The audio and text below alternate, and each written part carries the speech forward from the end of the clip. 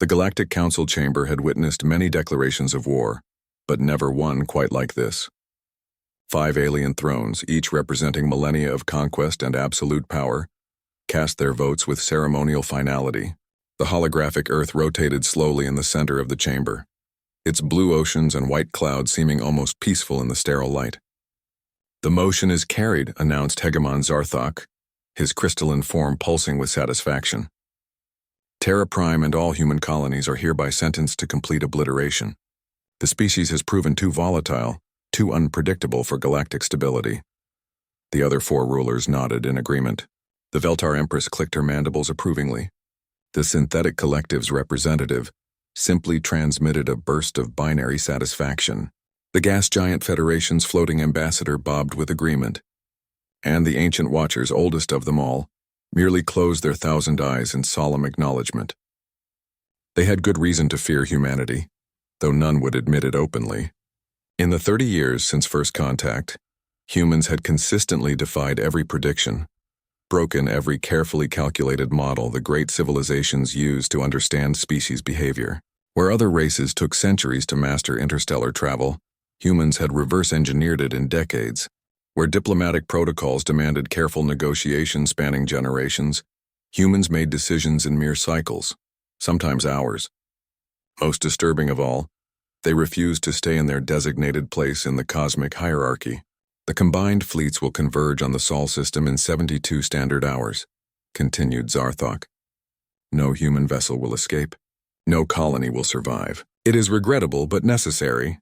What the 5 thrones didn't know what their intelligence networks had failed to detect was that Admiral Sarah Chen and her fleet of 37 ships had been listening from the edge of the Kepler Nebula. Using technology the aliens had dismissed as impossible, human engineers, in their typical fashion, had made the impossible merely improbable. Chen studied the tactical display in her command center aboard the UES Defiant. Around her, the bridge crew worked with the quiet efficiency that had become humanity's signature. No wasted motion, no dramatic declarations, just competent people doing their jobs exceptionally well. "Admiral," reported Commander Torres from the communications station, "we've confirmed the alien fleet disposition. 2,000 ships across 5 different technological paradigms. Their combined firepower could crack a planet." "And they're bringing it all to Earth," Chen said quietly. She was a small woman, barely 5 feet tall, with graying hair and eyes that had seen too much war. But her voice carried the authority of someone who had never lost a battle. "What's our status?" 37 ships, full complement. The new drives are performing beyond specifications. Weapons are adequate." Chen smiled at that understatement. The weapons were revolutionary, products of humanity's greatest asset, the ability to look at any problem and ask not, "How do we adapt to this?" but "How do we break this?" "Begin quantum tunneling to Sol system," she ordered. "All ships implement Protocol 7. Protocol 7 wasn't in any official military manual. It was humanity's answer to impossible odds. A combination of tactical brilliance, technological innovation, and absolute refusal to accept defeat.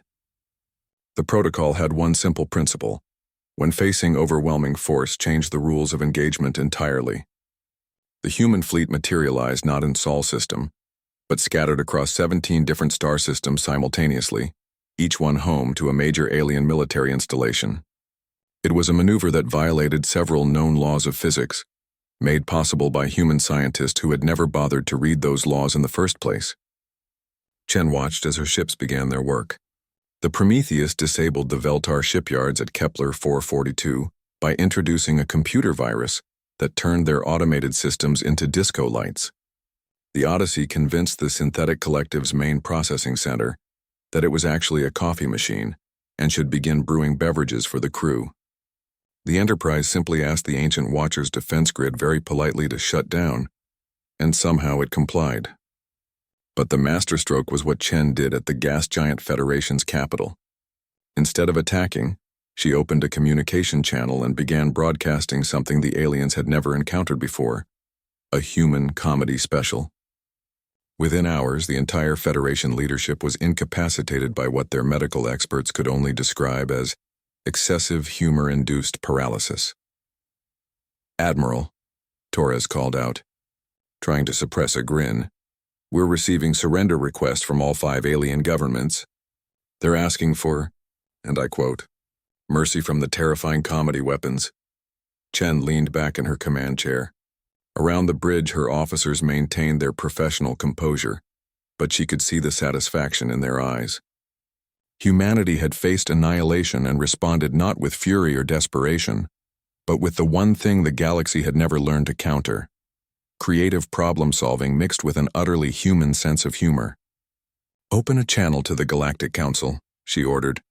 When the 5 alien leaders appeared on screen, some confused, others terrified, all thoroughly defeated, Chen spoke with the calm authority of someone who had just rewritten the rules of galactic warfare. "Honored representatives," she began, "regarding your recent motion to destroy humanity, I'm afraid we'll have to decline. However, we'd be happy to discuss new terms for galactic coexistence. Our diplomats are already en route to your capitals. They're bringing refreshments." Zarthok's crystalline form flickered with what might have been panic. "This is impossible. Our fleets are currently enjoying extended shore leave," Chen interrupted smoothly. "Your crews are surprisingly enthusiastic about human recreational activities. Did you know some of your warriors have formed volleyball leagues?" In the end, the 5 thrones learned what every human child knew instinctively. The best way to win a fight is to make sure it never happens the way your opponent expects. The galaxy braced for war and got a comedy show instead. They prepared for destruction and received an invitation to a potluck dinner. Earth remained blue and beautiful, orbiting its yellow star. And somewhere in the Kepler Nebula, Admiral Sarah Chen filed her after-action report with a simple conclusion: mission accomplished.